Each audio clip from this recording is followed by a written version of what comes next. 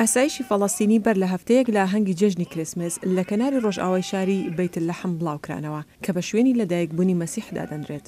ڕوولامەیە وەزیری گەشتوگوزاری فەڵەستینی دڵنیا بوو کە شاری بەیت لەحەم ئامادەکاری کردووە بۆ پێشوازی لە گەشتیاران لە سەرانسەری جیهاندا.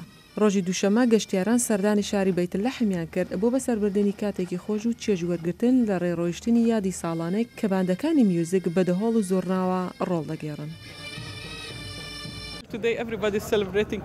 ئەمڕۆ هەموو کەسێک لە شاری بەیت لەحەم یادی جەژنی کریسمس دەکاتەوە لە شوێنی لەدایکبوونی ئیسای مەسیح. هەموو فەڵەستینیەکان لە شارە جیاجیەکان لە سەرانسەری جیهانەوە دێن بۆ بەیت لەحەم. هەروەها گەشتیاران لە هەموو شوێنێکی جیهانەوە دێن تا لەگەڵ ئێمە ئاهەنگ بگێڕن. من باوەڕم وایە کە بەیت لەحەم ئامادەیە و کەرتی گەشتیاری ئامادەیە تا پێشوازی لە هەموو ئەو گەشتیارانە بکات کە دێنە ناو فەڵەستینەوە.